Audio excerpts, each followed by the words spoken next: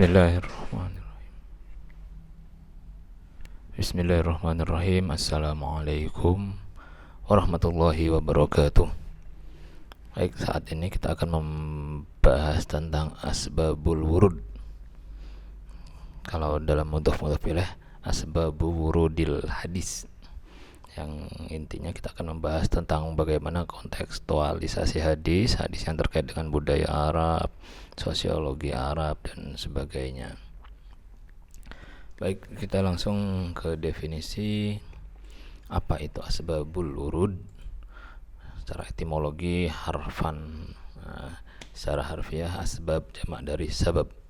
Ya, ini diadopsi ke bahasa Indonesia jadi sebab.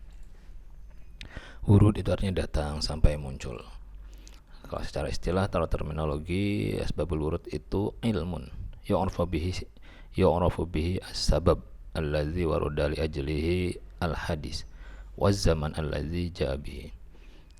Terjemah bebasnya, ilmu untuk mengetahui sebab-sebab Nabi menuturkan hadisnya dan untuk mengetahui waktu Nabi SAW menuturkannya. Jadi mengetahui kontekstual hadis. Ketika Rasul menuturkan sebuah hadis, sebab Rasul menuturkan hadis itu apa? Itu harus kita ketahui. Juga waktu Rasul menuturkan hadis itu sedang musim apa, trennya apa. Nah, itu sangat mempengaruhi makna hadis secara moral. Jadi untuk mendapatkan makna hadis secara moral, pesan moral sebuah hadis itu kita perlu mengetahui atau perlu mempelajari ilmu asbabul wurud ini. Nah, di sini dijelaskan urgensinya. Ketika ingin menggali pesan moral dari sebuah hadis, kita perlu memperhatikan konteks historisnya. Kepada siapa hadis itu disampaikan Nabi, serta dalam kondisi sosiokultural yang bagaimana saat Nabi menyampaikan hadis tersebut. Kemudian urgensinya, tanpa memperhatikan konteks historisnya atau asbabul wurudnya, dalam konteks ilmu hadis namanya asbabul wurudnya, seseorang akan mengalami kesulitan dalam menangkap dan memahami makna suatu hadis. Bahkan ia dapat terperosok ke dalam pemahaman yang keliru sehingga bisa menyalahkan sesama muslim dalam beragama, bahkan mengkafirkan. Nah, ini kaum tekstualis nanti ya, memahami hadis secara tekstual, tidak memahami konteksnya sehingga bisa saling menyalahkan, mengkafirkan bahkan sesama muslim. Baik, itu urgensinya mengapa kita penting mempelajari asbabul wurud setelah kita membahas tentang ilmu hadis secara teoritis, sehingga kita bisa mengetahui validasi sebuah hadis sampai hadis Bukhari seperti apa, hadis Muslim seperti apa. Nanti dalam memahami ilmu ini bisa jadi meskipun hadis itu ada dalam hadis Bukhari atau hadis itu sudah sahih dalam hadis Muslim, sahih Muslim, bisa jadi dengan ilmu ini ketika melihat konteksnya, oh ternyata pesan moralnya hadis ini tidak bisa kita pakai begitu saja. Justru yang kita ambil adalah pesan moralnya. Nah, contohnya nanti banyak kita lihat satu persatu. Nah, kita bahas dulu tentang karya-karya asbabul wurud ini. Jadi ada beberapa ulama yang sudah mengumpulkan asbabul wurud atau sebab-sebab munculnya hadis. Dia mengkodifikasi, jadi mengumpulkan dari berbagai hadis-hadis kutubut tis'ah, atau dari riwayat-riwayat asar-asar para tabi'in, para sahabat, itu dikumpulkan dari ada kitab-kitab khususnya. Yang pertama muncul itu asbabul wurudil hadis tahun abad keempat Hijriah ya. Namun sayang kitab tersebut tidak sampai ke tangan kita. Yang ini juga tidak sampai kepada kita. Yang sampai kepada kita justru malah kitab ini tahun ke-10 abad ke-10 Hijriah ya. Asbabul wurudil hadis atau disebut juga dengan Al-Luma fi asbabi wurudil hadis, karya Imam Jalaluddin Abdurrahman Asyuti. Ini imam yang sangat produktif sekali, yang juga beliau ini menyusun kitab Jalalain. Jalalain itu kan artinya dua, disusun oleh dua ulama yang bernama Jalaluddin Asyuti ini satunya, yang satunya gurunya Jalaluddin An-Nabhani kalau tidak salah. Ini diantaranya karyanya saking sangat alimnya ulama ini, sehingga kitab-kitabnya kitab Jalalain itu bersebaran di seluruh penjuru dunia hingga saat ini, kitab tafsir yang paling mudah dipelajari. Al-Bayan wa Ta'rif, ini juga ada hadis-hadisnya seperti ini. Jadi isinya hadis, kemudian dijelaskan riwayat-riwayatnya. Hadis ini terjadi ketika apa, ketika hadis ini dituturkan, siapa sahabat yang bertanya, itu dijelaskan. Karena sangat mempengaruhi tuturan Nabi ketika Nabi berbicara dengan sahabat yang levelnya akabirus sahabah, sahabat-sahabat besar. Nah, itu nanti bicaranya agak dalam, agak tinggi levelnya. Kalau bicara dengan sahabat-sahabat kecil, levelnya sederhana. Nah, ini bentuk asbabul wurud, ada yang tersurat. Jadi ada yang tersurat jelas dalam hadis itu, ada yang tersirat. Kalau tersirat itu nanti memahaminya dengan berbagai macam pendekatan. Kalau yang tersurat bisa kita lihat artinya dia asbabul wurudnya atau sebab hadis itu dituturkan, sebab matan sebuah hadis itu dituturkan itu ada pengantarnya.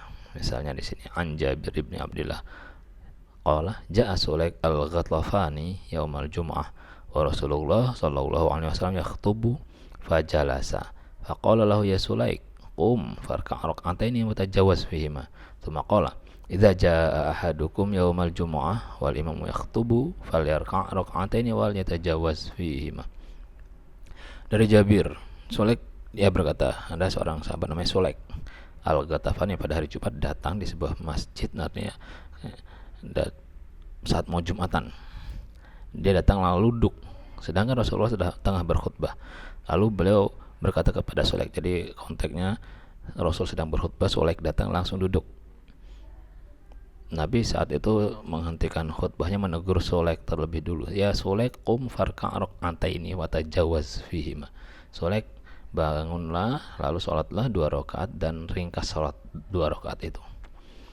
Kemudian beliau bersabda, idza jaa ahadukum, jika salah seorang di antara kamu datang yaumal jum'ah pada hari Jumat, wal imamu yakhutubu, dan ketika itu imam sedang berkhutbah, falyarka' rak'ataini wal yatajawwaz fihima, maka hendaklah dia sholat 2 rakaat dan hendaklah dia meringkas 2 rakaat itu. Jadi ini jadi sunnah. Kalau kita datang ke masjid, imam sedang khutbah, kita disunnahkan oleh Nabi disuruh sholat sunnah 2 rakaat. Bisa sholat sunnah tahiyatul masjid atau qobliyah, ya monggo, yang penting sholat sunnah 2 rakaat meskipun khotib sedang khutbah. Itu jadi sunnahnya seperti itu. Jadi ada matan hadis ini yang meminta Rasul untuk sholat sunnah 2 rakaat dulu saat imam sedang khutbah.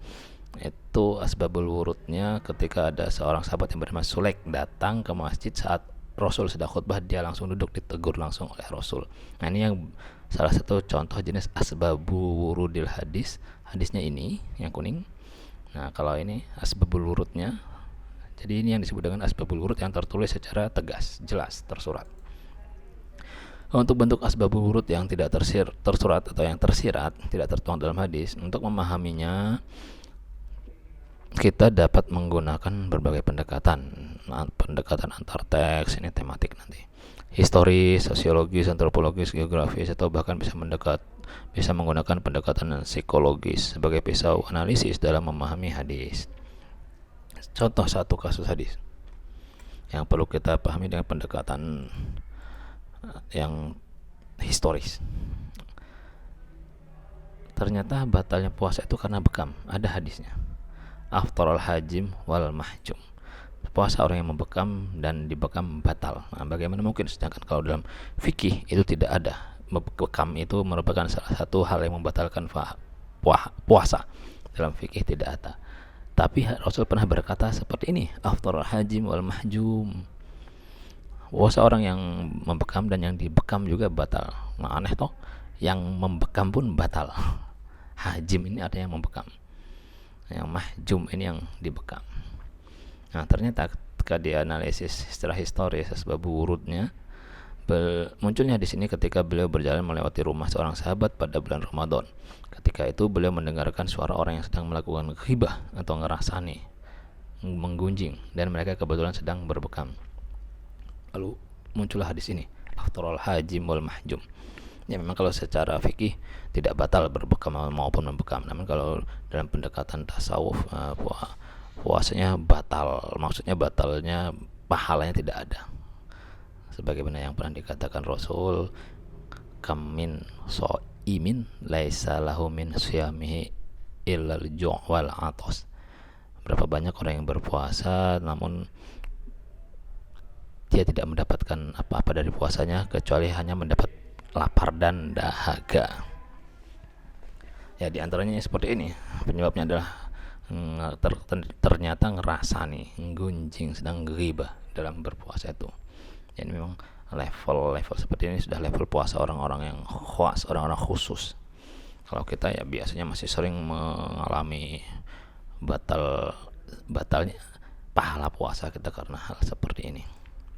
Ini itu memahaminya dengan pendekatan historis. Ada juga yang memahaminya dengan pendekatan sosiologis atau nanti bisa dengan pendekatan antar teks, artinya mencari tematik konteks hadis ini seperti apa. Antar teks ini tema-tema hadis. Hadis tentang memanjangkan kain atau celana di bawah mata kaki, yang sering kita fenomena di Indonesia banyak sekali yang seperti ini karena ada hadisnya. Jadi kita banyak sering orang melihat orang-orang katok cingkrang, celana cingkrang. Ini ternyata memang ada hadis yang dalam Bukhari sahih. Asfala minal ka'baini minal izar fa finnar. Kain yang di bawah mata kaki maka pemakainya berada dalam neraka. Rahul Bukhari.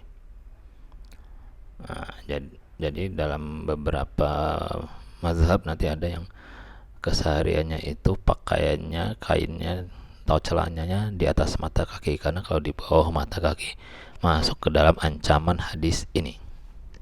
Nah, lalu bagaimana kalau kita yang celananya di bawah mata kaki, apakah kita masuk ke dalam hadis ini?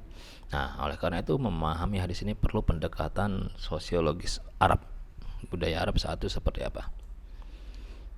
Nah, untuk menguatkan hadis ini ada lagi dalam Muslim dijelaskan, salah satu la yukallimuhumullah yaumal qiyamah. Ada 3 golongan orang yang tidak diajak bicara oleh Allah pada hari kiamat. Wala yuzakkihim, dan dosa-dosanya tidak dibersihkan. Walahum azabun alim, dan bagi mereka dapat siksaan yang amat perih. Siapa 3 golongan ini? Al musbil izaru, orang musbil istilahnya orang yang memanjangkan kainnya di bawah mata kaki, celana panjangnya sampai di bawah mata kaki. Nah, mahasiswa yang laki-laki pasti banyak seperti ini. Yang kedua al-mannan, orang yang sedikit berbuat baik tapi ya sering sebutkan kebaikannya. Yang ketiga al-munafik sil'atahu bil halaf al-kazib, orang yang menyembunyikan aib dagangannya dengan sumpah palsu. Rahul Muslim.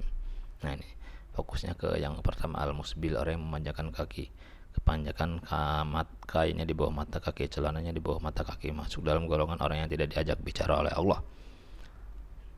Nah, apakah benar hadisnya seperti ini? Ya benar, teksnya seperti ini. Nah, namun kita sedang melihat asbabul wurud hadis. Apakah orang yang memanjangkan kainnya di bawah mata kaki tidak sah sholatnya? Nah, ternyata hadisnya ada juga. Ketika ada seorang laki-laki sedang sholat dan memanjangkan kainnya sampai di bawah mata kaki, Rasul berkata, pergilah lalu berwudu sampai 3 kali. Lalu Rasul berkata kepada para sahabat, lelaki ini sholat sementara ia memanjangkan kainnya hingga di bawah mata kaki, sementara Allah tidak menerima sholatnya orang yang musbil. Wa inna Allah ta'ala yaqbalu sholata rajulin musbilin izarahu. Nah, orang yang memanjangkan kainnya di bawah mata kaki itu tidak diterima sholatnya. Lalu bagaimana memahami hadis ini secara kontekstual? Nah, pesan moral itu sebetulnya ada dalam hadis lainnya. Makanya dikatakan tadi antar teks, pendekatan antar teks. Mengapa sampai Rasul mengatakan ini masuk neraka, walahum azabun alim, atau dia masuk neraka finnar, ya, dia di dalam neraka. Man asbala izarahu fa finnar, orang yang memanjangkan kainnya di bawah mata kaki maka dia masuk neraka. Nah, ternyata pesannya itu ada di sini, ada kesombongan di balik pemanjangan kain.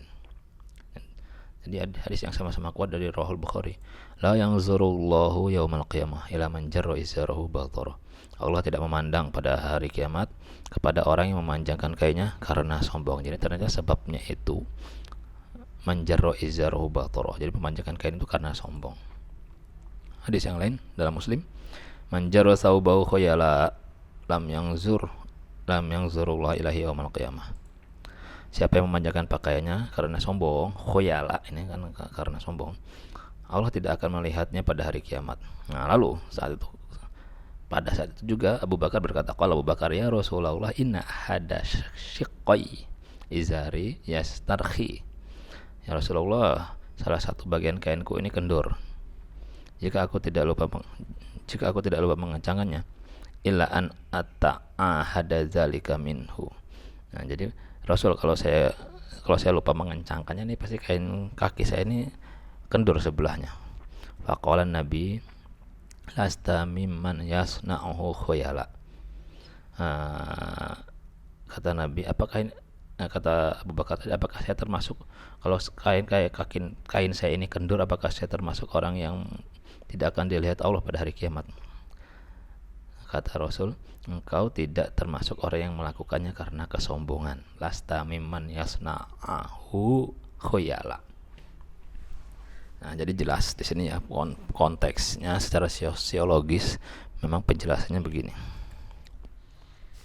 Dari kajian antar teks pada hadis dengan tema yang sama, ternyata larangan mengenakan kain atau celana hingga di bawah mata kaki adalah karena dalam keadaan sosial masyarakat Arab saat itu, jika melebihkan kain atau celana hingga di bawah mata kaki berarti menunjukkan bahwa ia mampu dalam segi ekonomi, bahkan berlebih artinya, sehingga muncullah kesombongan pada dirinya, yang secara tasawuf kesombongan inilah yang haram. Jadi jelas di situ konteksnya secara sosial. Kalau orang Arab sudah memanjakan kainnya sampai ngelewer-lewer ke bawah, khususnya yang laki-laki, itu dia ingin menunjukkan kekayaannya, dia mampu membeli yang lebih mahal. Namun demikian bagi laki-laki ini kalau secara fikih ya, jadi kalau yang di atas, paragraf atas itu secara tasawuf. Kalau secara fikih, bagi laki-laki yang tetap memakai celana di bawah mata kaki, dan juga wajib bagi wanita karena aurat. Kalau wanita kan aurat sampai mata kaki, itu di bawah aurat.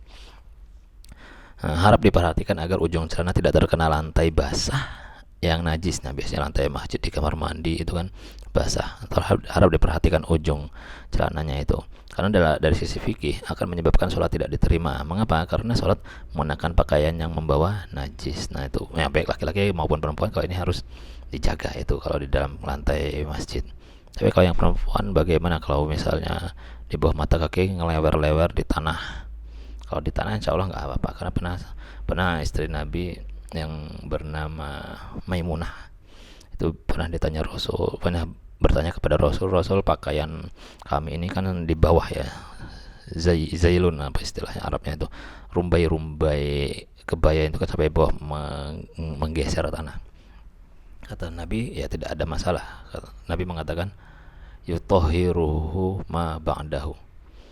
Artinya yang setelahnya itu akan membersihkan. Jadi ketika melambai-lambai kena tanah yang berikutnya itu akan mensucikannya. Nah, selagi tanahnya nggak ada najis kan, karena misalnya kita kena najis pakaiannya, lalu dengan berjalan berikutnya kena tanah, nah tanah kan mensucikan juga. Ketika kita kena najis anjing atau babi kan salah satu untuk mensucikannya adalah dengan tanah. Jadi nggak ada masalah seperti itu. Jadi sudah otomatis dengan tanah itu sudah disucikan kembali. Yutahhiruhu ma ba'dahu, akan disucikan oleh tanah setelahnya.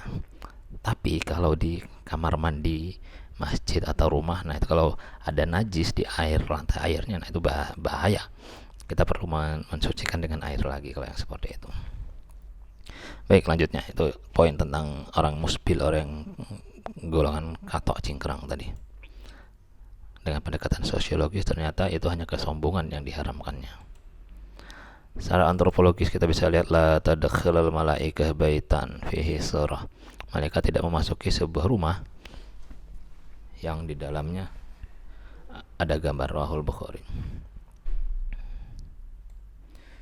Kita bisa lihat rumah-rumah kita itu ada gambar atau tidak. Nah, kalau menurut hadis ini secara tekstual, malaikat tidak akan masuk ke rumah yang dalamnya ada gambar.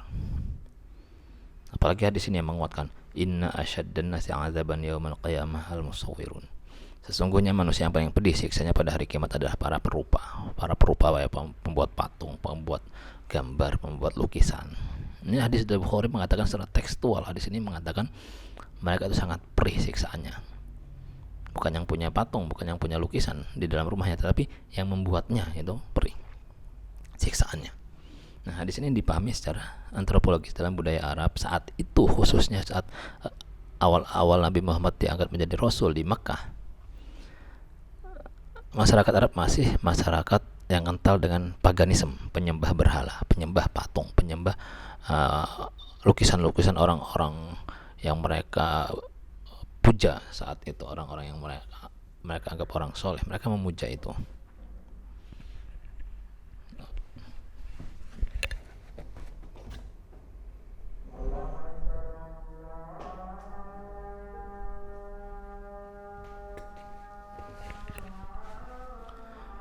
Mereka memuja itu sungguh-sungguh. Nah, sehingga ketika orangnya yang membuat, itu kan otomatis statusnya sama dengan membuat Tuhan, maka wajar kalau sampai perih siksaannya. Dan juga wajar kalau malaikat tidak masuk rumah yang dalamnya ada gambar, karena gambar di sana adalah termasuk sesembahan lain saat itu. Kalau saat ini orang membuat patung hanya untuk sekedar hiasan rumah, itu beda, lebih ke estetis. Kalau dulu kan patung lebih kepada sesuatu yang disembah. Nah, jadi pendekatannya lebih ke pendekatan budaya. Selanjutnya secara geografis kita bisa lihat ada hadis, idza ata ahadukum al-ghaid fala yastaqbilil qiblah wala yuwalliha zahrahu syarriqu aw gharibu. Apabila salah seorang dari kamu membuang hajat, jangan menghadap kiblat dan membelakanginya, maka hadaplah ke timur atau ke barat. Nah, ini posisi Mekah, Madinah ke Mekah itu adalah utara dan selatan. Makanya secara geografis di hadisnya mengatakan kalau membuang air, hadaplah ke timur atau ke barat, jangan membelakangi kiblat atau menghadap kiblat, jangan membelakangi. Itu. Kalau di Indonesia, menghadaplah ke timur atau ke barat ini malah menghadap kiblat. Nah, jadi secara geografis, secara tekstual di sini tidak bisa dipakai, karena secara geografis kita kalau ke timur itu membelakangi kiblat, kalau ke barat menghadap kiblat. Nah, pesan moralnya kan tidak boleh menghadap kiblat atau membelakanginya.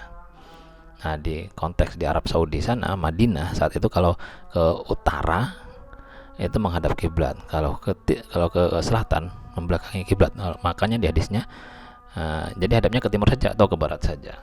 Ini kan secara geografis berbeda sekali maknanya secara tekstual dan kontekstual.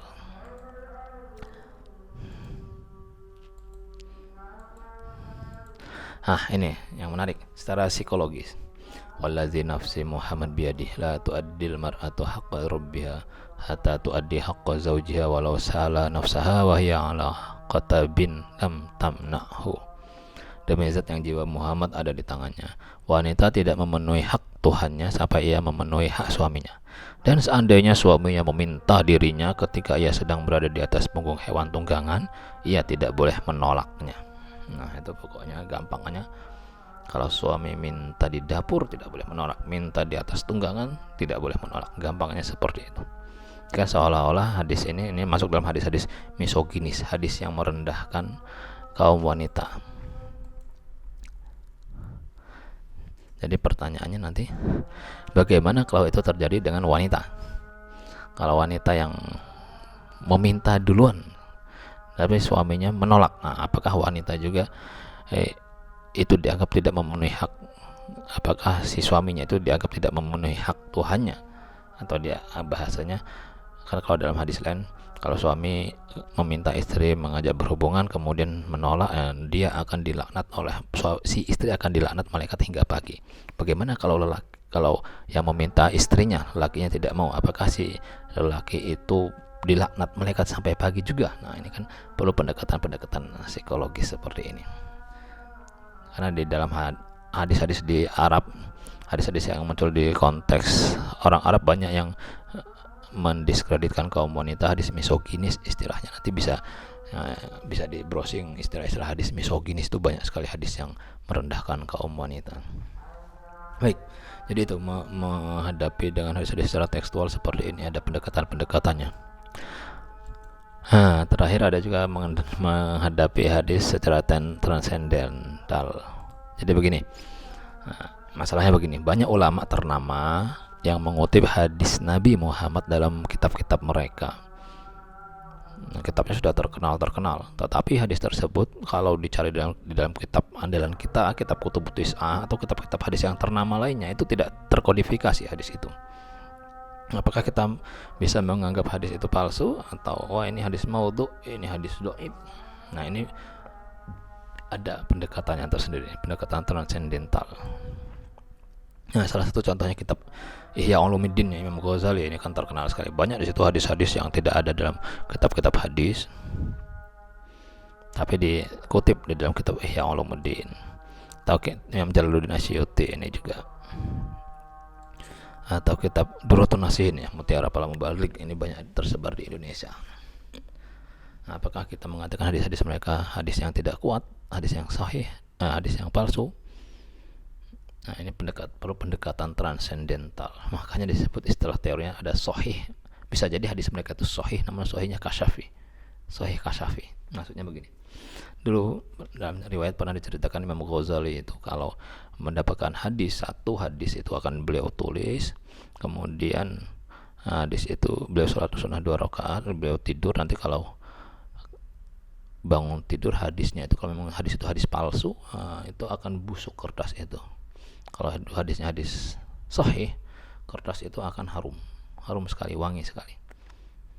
Nah, itu diantaranya ada pendekatan transendental yang harus ya, kita pahami terlebih dahulu.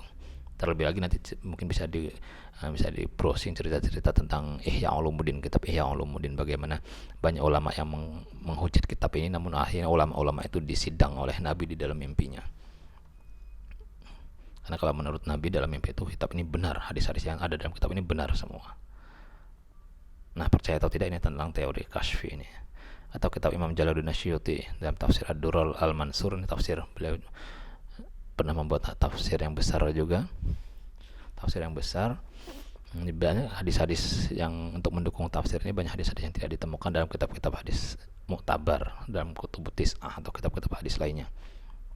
Namun dalam sebuah kitab Hilyatul Aulia saya pernah membaca bahwa beliau ini diriwayatkan Ra'aitu Rasulullah yaqzatan. Saya itu sering melihat Rasulullah dalam hal terjaga saya, dan Rasul pernah berkata kepada saya, ya syekh fil hadis, wahai syekh di dalam hadis. Jadi diberi julukan oleh Rasul langsung syekhun fil hadis, guru besar dalam ilmu hadis, Imam Jalaluddin Asyuti. Jadi beliau bertemu Rasul yaqzatan, ya bisa jadi hadis yang ada dalam kitab-kitabnya tidak muncul dalam hadis tidak terkodifikasi dalam kitab-kitab Sahih Bukhari, Sahih Muslim dan lain sebagainya, tapi langsung dapat hadis dari Rasul. Nah, itu pendekatannya. Makanya saya katakan pendekatan transendental, bisa percaya atau bisa tidak. Makanya kasyaf ini sudah bisa melihat alam-alam lain, teori sahih secara kasfi. Nah, lalu bagaimana solusinya mendapati hadis-hadis yang seperti ini? Kita tidak mengklaim hadis mereka palsu. Mengapa? Karena itu akan merendahkan adab kita terhadap ulama. Jadi kalau kita mengklaim hadis mereka palsu, berarti kita memvonis mereka orang yang man kadzdzaba alayya muta'ammidan falyatabawa maq'adahu finnar. Jadi kita mengklaim bahwa mereka itu orang yang mendustakan atas nama Nabi dan mereka hendaknya masuk neraka. Wah, berarti kita mengklaim ulama-ulama besar loh mereka ini. Kita mengatakan hadis mereka palsu, berarti kita mengklaim bahwa mereka itu ulama yang finnar. Nah, padahal mereka itu sangat besar jasanya dalam Islam. Itu kita bisa jangan-jangan salah-salah kita bisa dikatakan kita memfitnah mereka. Karena kan luhumul ulama, ada sebuah hadis luhumul ulama masmumah, dagingnya para ulama itu sangat beracun. Ya, maksudnya kita menggosipi ulama itu sangat beracun dagingnya. Bahaya kalau kita bisa menggosipi ulama, mengklaim ulama atau bahkan memfitnah ulama, sangat bahaya bagi kehidupan kita. Atau menganggap minimal hadis mereka itu dhaif lah.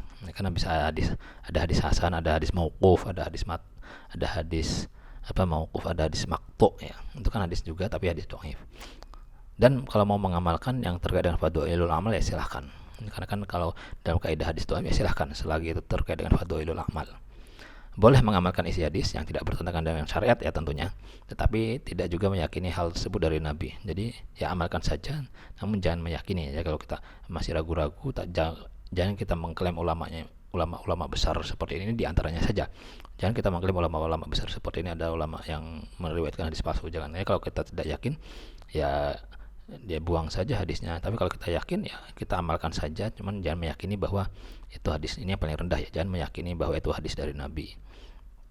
Tetapi ya kalau mau mengamalkan selagi tidak bertentangan dengan syariat, ya silahkan.